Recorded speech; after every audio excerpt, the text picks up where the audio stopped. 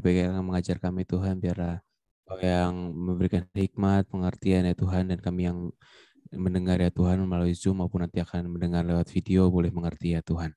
Terima kasih Tuhan. Kami buka pelajaran kami dalam nama Tuhan Yesus kami berdoa. Amin. Amin. Oke, sekarang kita akan belajar tentang lemah lembutan. Itu buah roh yang nomor 8. Lemah lembutan.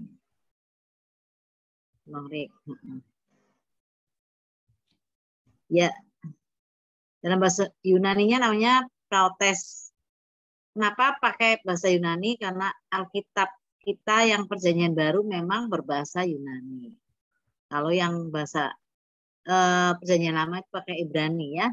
Jadi ini Yunani ya. Protes. Oke. Sekarang terusnya. Jadi kelemah lembutan itu adalah berikutnya Rik, tolong naikin. Apakah ini kelihatan, Bu? Belum kelihatan. Ya udah aku baca dari sini nggak apa-apa. Yunani protes sama dengan pengkangan dan yang berpadu itu kelihatan, Bu? Belum kelihatan di aku. Ya udah nggak apa-apa. Jadi lemah lembutan itu menurut bahasa Yunani artinya adalah pengekangan yang berpadu dengan kekuatan dan keberanian. Pengekangan itu ya, bukan pengkangan ya. Pengekangan yang berpadu dengan kekuatan dan keberanian. Jadi menggambarkan seorang yang bisa marah pada saat diperlukan dan bisa tunduk dengan rendah hati apabila itu diperlukan. Tuhan Yesus menyuruh kita belajar padanya karena ia lemah lembut dan rendah hati. Coba ada yang bisa baca Matius 11 ayat 28 sampai 29.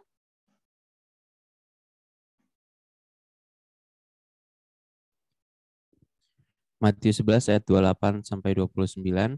Ya. Marilah kepadaku semua yang letih lesu dan berbeban berat. Aku akan memberi kelegaan kepadamu. Pikulah kuk yang kupasang dan belajarlah padaku. Karena aku lemah lembut dan rendah hati dan jiwamu akan mendapat ketenangan. Ya, jadi karena aku lemah lembut dan rendah hati. Belajarlah padaku. Yang letih lesu dan berbeban berat. Kenapa kalau lemah lembut itu berhubungan dengan letih lesu dan berbeban berat ya? Karena memang pada saat seperti itu, kalau kita letih lesu, berbeban berat, rasanya itu mungkin mulut kita nggak bisa dikekang lagi, keluhan, bisa kemarahan. Ya. Letih lesu dan berbeban berat. Kita ingat soal ilustrasi tentang wortel, telur, dan kopi. Kalau letih lesu dan berbeban berat itu artinya kita dapat tuduhan, kita dapat cobaan, kita dapat segala yang tidak enak, itu diibaratkan sebagai air mendidih. Nah, apa yang terjadi waktu telur dimasukkan ke air mendidih? Maka si telur itu akan jadi keras. Keras banget. Jadi telur rebus keras dia. Yang tadinya cair jadi keras. Artinya begitu ada kesedihan, ada pencobaan, ada masalah, maka orang tersebut itu seperti telur tadi dimasukkan ke air mendidih, hatinya jadi keras. Jadi ada kemarahan, ada kekecewaan dan seterusnya. Marah dia. Dia bisa marah sama Tuhan. Tuhan juga dimana-manainnya. Kita ingat ya Adam juga waktu pertama ditanya sama Tuhan, Adam, kenapa kamu melakukan itu? Kata Adam, ini Tuhan, perempuan yang kau berikan padaku. Pertama dia nyalain Tuhan. Nah setelah itu baru dia nyalain si perempuan. Jadi seperti itu ya. Nah, bagaimana dengan wortel? Nah, wortel itu kalau direbus di air mendidih yang tadinya keras jadi lembek. Jadi waktu ada masalah, ada percobaan, ada yang tidak enak, itu sifatnya yang tadinya tegas segala macam itu bagus, jadi lembek kayak wortel. Terus dia rendah diri, ini bukan rendah hati nih ya. Kalau rendah hati beda ya sama rendah diri. Rendah diri, terus dia mundur dari pelayanan mungkin, itu lembek ya. Kayak wortel direbus jadi lembek. Nah, seperti itu. Nah, gimana dengan kopi? Kopi itu kalau kena air panas malah harum. Yang diinginkan oleh Tuhan dari kita adalah waktu kita ada masalah dan seterusnya itu tambah harum. Gimana kita bertahan dalam kesusahan, dalam masalah dan seterusnya itu, dan kita malah memuji Tuhan. Harum itu artinya memuji Tuhan, menunjukkan kepada orang-orang betapa hebatnya Tuhan. Nah, itu baru namanya lemah lembut ya. Ini dari dalam hati loh, bukan cuma apa. Orang-orang tuh ngertinya kalau lemah lembut tuh ngomongnya lemah lembut, ngomongnya lemah dan lembut, ngomongnya ya. Budi bahasanya bagus, bersikap lemah gemulai gitu. Bukan kayak gitu, bukan. Tapi betul-betul dia lemah lembut itu artinya dia benar-benar menerima dan bersukacita nih ya. Semuanya seperti itu. Jadi kayak kopi, makin harum. Seperti itu ya. Nah, Tuhan Yesus menyuruh kita belajar sama Dia. Belajarlah padaku. Marilah padaku yang letih lesu dan berbeban berat. Aku akan berikan kelegaan padamu. Belajarlah padaku, sebab aku lemah lembut dan rendah hati. Lemah lembut di sebelahnya rendah hati, rendah diri. Rendah hati. Artinya kita belajar dari Tuhan. Gimana sih mengatasi masalah? Gimana sih keadaan yang sekarang ini supaya aku lolos dari masalah yang aku hadapi. Nah, seperti itu ya. Jadi kita tahu Tuhan Yesus lemah lembut banget. Dia bisa marah di waktu yang diperlukan. Alkitab mencatat 2 kali dia marah, dan 2 kalinya itu ada di bait suci. Karena di bait suci itu ada banyak orang berdagang. 2 kali itu, yang pertama itu waktu dia memulai pelayanannya, kemudian yang kedua itu yang terakhir waktu dia mau mati di kayu salib, maka dia juga mau ngobrol-ngobrol bait suci, karena bait suci itu disebut oleh Tuhan Yesus sarang penyamun, banyak orang jualan di situ, tukar-menukar uang dan seterusnya, sapi, domba segala macam, banyak keculasan di situ, nggak mau Tuhan Yesus ya. Kenapa seperti itu? Karena uang yang dipakai untuk ke bait suci itu nggak boleh pakai uang Romawi. Jadi orang-orang tuh dagang di situ. Yang mau memberi persembahan ke bait suci, uangnya Romawi bisa tukar. Ya tentu dengan untung ya. Terus siapa yang nggak bawa sapi, mereka sediain sapi.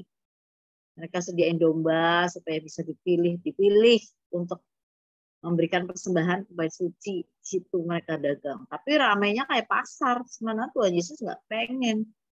Marah dia melihat, oh rumah aku jadi tempat jualan, tempat orang cari batik kayak gini, nggak mau dia. Sama sekarang juga banyak yang gitu ya. Gereja buat cari batik, buat cari untung. Ya, tadi teman saya juga bilang, wah ini sekarang gereja lagi ruwet. Banyak disorot, pendetanya juga disorot. Malah ada pendeta besar di Surabaya punya banyak istri simpanan. Aduh. Sudahlah, ini zaman akhir, jadi banyak nabi palsu dan banyak gangguan dan banyak pencobaan sengaja oleh iblis, dibuat pencobaan itu supaya pada jatuh pendeta-pendeta. Nah, sekarang kalau lemah lembut itu apa sih gunanya? Kita lihat ya, yang Alkitab katakan bagi orang lemah lembut itu di Matius 5 ayat 5. Matius 5 ayat 5 itu bilangnya, berbahagialah mereka, apa coba? Berbahagialah mereka yang lemah lembut, sebab mereka akan, ingat nggak? Kalau nggak ingat coba dibuka. Apa? Berbahagialah mereka yang lemah lembut, karena mereka akan memiliki bumi. karena mereka akan memiliki bumi. Gimana kalau bisa gitu? Mereka akan memiliki bumi. Artinya kalau lemah lembut itu nggak cari musuh sih. Lemah lembut bukannya lembek, lain sama wortel itu lembek ya. Lain, lemah lembut itu nanti kita lihat definisinya ya. Tapi lemah lembut itu, orang yang lemah lembut itu upahnya memiliki bumi. Coba lihat bawahnya, Rick. Coba kelemahan lembutan itu apa sih? Sampai mereka bisa memiliki bumi itu kata Tuhan. Nah, Coba ya. Sekali lagi ya, kelemah lembutan tidak hanya diukur dari nada bicara atau intonasi seorang dalam bicara, tapi orang yang lemah lembut adalah yang pertama, bersedia menerima pandangan orang lain. Nah, ini kita belajar untuk bersedia menerima pandangan orang lain. Rambut sama hitam, tapi pikiran beda-beda. Bersedia menerima pandangan orang lain. Kita nggak setuju ya nggak apa-apa, tapi biarkan dia ada di pendapatnya dia gitu loh. Pandangannya dia gimana? Mungkin pandangan dia ada betulnya juga. Mungkin pandangan kita yang salah, kita belajar ya, jangan debat. Saya sering ya pendeta-pendeta itu debat nggak karuan. Saya ada satu grup di WhatsApp grup gitu, itu pendetanya, aduh berantem terus tuh. Perkara cuman apa Yesus aja gitu ya, Yesus adalah cuman Yesus saja. Bapak itu Yesus, udah panjang lebar. Sudah pendapatnya dia kayak gitu ya kayak gitu. Nanti gampang lah ya. Kita masukkan pendapat kita juga. Kalau dia nggak terima aja, kita jangan marah. Sudah tenang aja lah. Harusnya gitu. Bersedia menerima pandangan orang lain. Kedua, rela menanggung hajaran dari Allah. Itu 1 Petrus 2 ayat 20. Ya, rela menanggung hajaran dari Allah itu artinya 1 Petrus 2 ayat 20. Malah coba kita lihat ya 1 Petrus 2 ayat 20. Kita baca aja ya supaya jelas. 1 Petrus 2 ayat 20. 1 Petrus 2 ayat 20. Sebab dapatkah disebut pujian jika kamu menderita pukulan karena kamu berbuat dosa? Tetapi jika kamu berbuat baik dan karena itu kamu harus menderita, maka itu adalah kasih karunia pada Allah. Ya. Jadi ya itu, pokoknya kalau kamu menanggung penderitaan karena dosa ya salah, tapi kalau menanggung hajaran dari Tuhan ya maka itu adalah baik.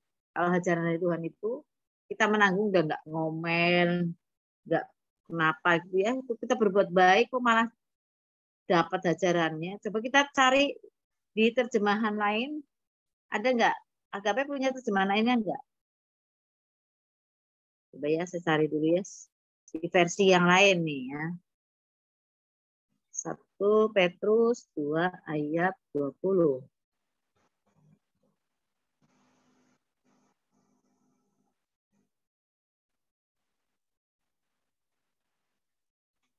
Kalau bahasa Indonesia yang bahasa Indonesia ini yang lainnya ya, PIMK, sebab apakah istimewanya kalau kalian sabar menderita hukuman yang seharusnya kalian tanggung karena bersalah? Ya, kalau salah ya nggak istimewa.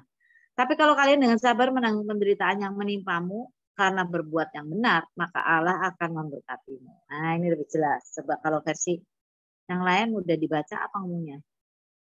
Jika kamu dihukum karena bersalah, tidak ada alasan untuk memujimu sebab kamu menanggung hukuman itu. Kalau kamu menderita karena berbuat yang baik dan kamu sabar menanggungnya, itulah yang berkenan bagi Allah. Nah, seperti itu ya.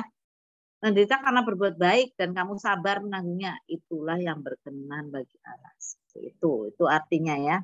Seperti itu ya. Nah, kalau FAIH ngomongnya apabila saudara dipukuli karena berbuat salah, tentu saja saudara tidak mendapat pujian atas kesabaran saudara.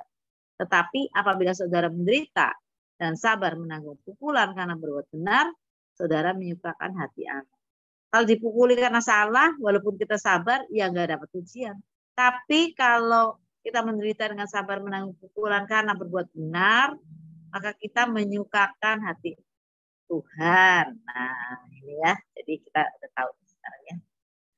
Yang nomor 3, tidak membalas dendam. Pembalasan adalah hakku, kata Tuhan. Kita tidak berhak membalas dendam. Walaupun disakiti kayak apa juga, tidak ada hak kita untuk membalas dendam. Pembalasan adalah hakku. Gitu, kata Tuhan ya. Terus 4 ya, tidak ada reaksi ketika difitnah, dijelek-jelekan, dan lain-lain. Ya memang sulit ya, tidak ada reaksi, pasti di dalam hati juga ngambek. Tapi maksudnya di depan orang itu paling enggak kita bisa menahan diri untuk tidak ngambek. Ya, tidak sampai gimana ya. Mungkin kita harus latihan mimik muka juga ya, walaupun hatinya ngambek. Tapi hati juga harus cepat diperbaiki supaya tidak pengen balas dendam, tidak pengen sakit hati terus. Hati itu harus diperbaiki, kita minta pada Tuhan supaya luka kita disembuhkan. Ingat, kita waktu itu pernah membahas tentang domba dan gembalanya. Kata Daud, ia mengurapi kepalaku dengan minyak. Mazmur 23. Jadi apa gunanya minyak itu? Adalah untuk mengobati luka domba kalau lagi berantem. Ya. Mengobati luka waktu berantem pertama. Yang kedua, jadi domba itu kepalanya diurapi gitu. Kalau dia mau adu kepala, mereka kan berkelainya adu kepala ya. Jadi kalau mereka mau jus gitu, karena ada minyak jus begitu ya, nggak terlalu berat lukanya gitu loh, gitu ya. Kalau jus gitu kan sakit sekali, gitu loh ya. Jadi kita minta betul-betul minyak dari Tuhan itu, dan kita latihan lemah lembutan. Pada waktu kita difitnah, dijelek-jelekan, gimana dengan kita? Apakah kita akan sakit hati lama-lama? Akankah kita membalas sama dia dendam? Nah, itu namanya nggak lemah lembut, ya. Tapi kita betul-betul, Tuhan, urapi aku sekali lagi. Aku minta kesembuhan darimu ya Tuhan. Aku luka hati, aku sakit hati. Nah, gitu ya. Jadi nomor 5, rela menanggung ketidakadilan. Nah, itu. Jadi kelemah lembutan itu bukan kelemahan, melainkan kekuatan, semangat, dan keperkasaan karena sifat yang terkendali. Luar biasa ya, lemah lembutan seperti itu ya. Bukan kelemahan, melainkan kekuatan, semangat, dan keperkasaan karena sifat yang terkendali. Jadi kalau lemah lembut itu bukan berarti dia lembek kayak wortel, bukan. Tetapi dia kelemah lembutan ini yang ini. Kekuatan justru. Kopi disiram air panas jadi lebih wangi. Nah itu ya. Karena ada semangat, ada keperkasaan. Nah itu terkendali luar biasa ya, seperti itu ya. Itu kelemah lembutan. Dan manusia yang lemah lembut selain Tuhan Yesus bukan manusia ya, dia manusia dan Tuhan. Oke, Tuhan itu, Yesus itu sangat lemah lembut. Ada yang lemah lembut yang terkenal tuh namanya Musa. Hebat ya. Tapi dia prosesnya memang panjang banget. Dia 40 tahun ada di istana Firaun, dia dididik luar biasa. Kemudian proses untuk mendapatkan kelemah lembutan itu, untuk menghasilkannya itu luar biasa, ada di padang gurun 40 tahun. Sampai dia bisa memimpin orang bangsa Israel yang bengal itu, yang tegar tengkuk itu, yang tukang ngomel, yang tukang menggerutu, yang suka marah sama Musa selama 40 tahun.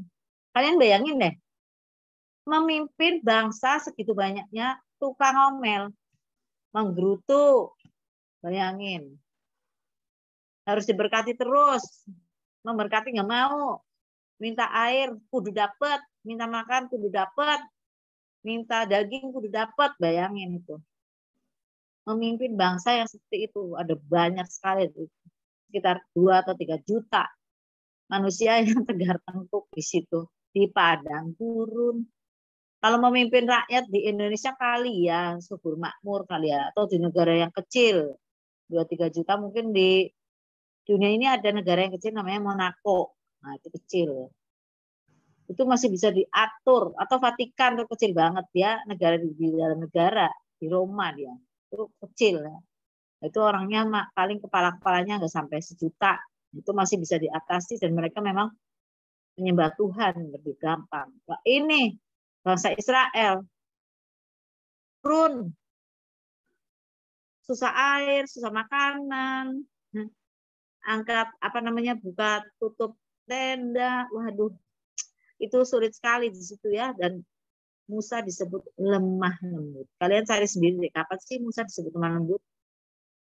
Tuhan tuh yang nyebut bahwa dia tuh lemah lembut, luar biasa ya. Jadi ada loh orangnya seperti itu. Kalau kita bilang gak bisa lah Tuhan, saya lemah lembut, nggak bisa lah, mana ada. Kalau Tuhan Yesus mah ya udah biasa lah lemah lembut. Ada namanya Musa. Waktu itu belum ada cerita buah roh loh. Kalau zaman sekarang kita ada buah roh. Saya percaya ada Roh Kudus di Musa, ya sama di kita sekarang. Jadi kalau Musa bisa berhasil, masa kita nggak berhasil? Lemah lembut, kita belajar. Sekali lagi buah roh itu bukan diberi ya, tapi dilatih supaya kita dapat mengeluarkan buah roh itu. Dilatih terus-menerus. Oke. Sekarang kita ke yang 8, pengendalian penguasaan diri ya. Penguasaan diri, pengendalian diri. Ke-9, sorry. 9, penguasaan diri. Yunaninya adalah enkrateia, yaitu menguasai keinginan dan nafsu diri sendiri, termasuk kesetiaan pada ikrar pernikahan, juga kesucian. Nah, ini penguasaan diri ini repot nih ya. Ya, terus trik bawahnya. Nah, artinya apa nih penguasaan diri? Itu dapat mengendalikan diri, menjauhkan diri dari dosa. Nah, ini ya, kita bilang no sama dosa itu repot.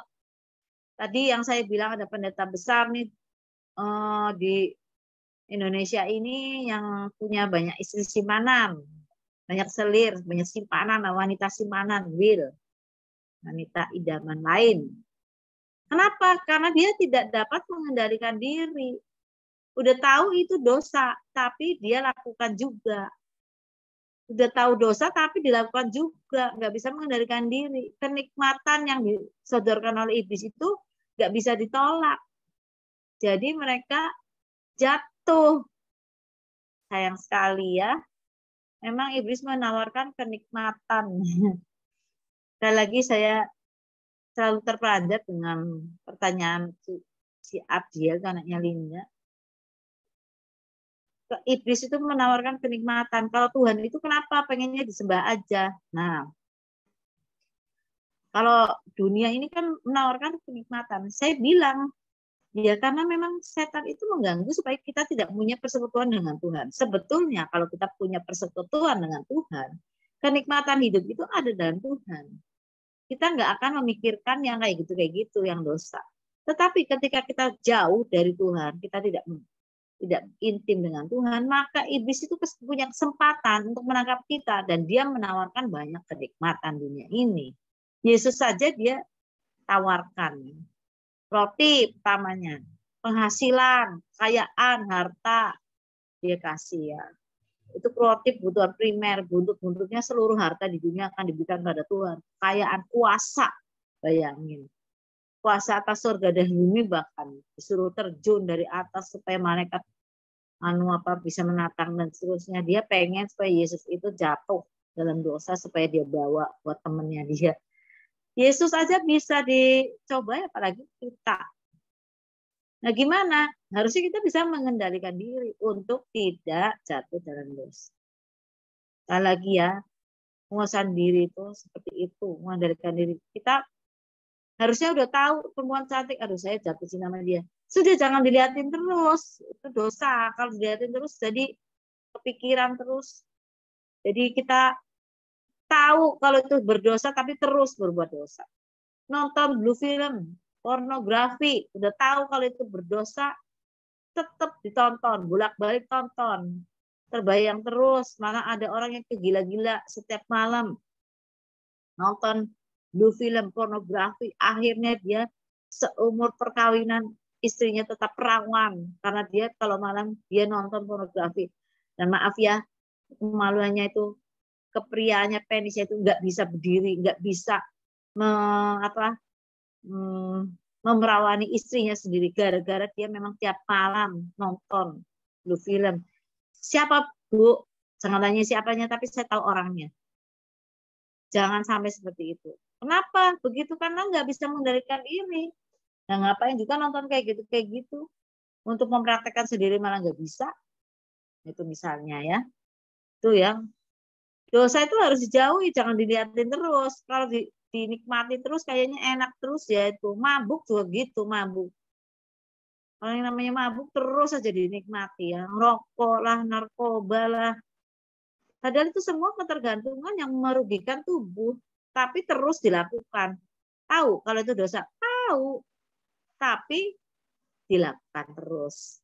Sayangnya itu namanya tidak bisa mengendalikan diri. Tidak bisa menguasai diri. Apalagi Yang tengahnya itu ya disiplin ya, tidak menuruti keinginan daging. Daging itu memang pengennya ngajak kita dosa terus karena daging ini berdosa. Tubuh ini persoalan makanan primer itu jasmani segala macam itu, Hawa itu jatuh pertamanya itu gara-gara makanan. Itu keinginan daging itu. Nah kalau kita nurutin keinginan daging terus ya, nah jadi benar-benar kita nggak bisa menguasai diri karena kita nuruti keinginan daging itu kan, pengen kaya, pengen berkuasa, pengen wanita cantik, pengen anun. Itu pendeta-pendeta tuh jatuhnya itu di sini. Sama seperti orang dunia juga sih sebenarnya. Harta, tahta, dan wanita itu ya. Yang wanita apa? Harta, tahta, dan cowok cantik kali, cowok hebat, cowok ganteng kali itu ya. Seperti itu. Harusnya jangan menuruti keinginan daging. Nah, lihat di sebelahnya itu artinya apa? Mampu mengontrol diri, mampu misalnya mau mukul ya tangannya dipegangin dulu ya saya. Pengen mau marah tuh, katanya orang-orang tuh kalau mau marah ngitung sampai 10, sampai 100 kalau perlu supaya nggak marah. Gitu dulu kalau mau. Sebab kalau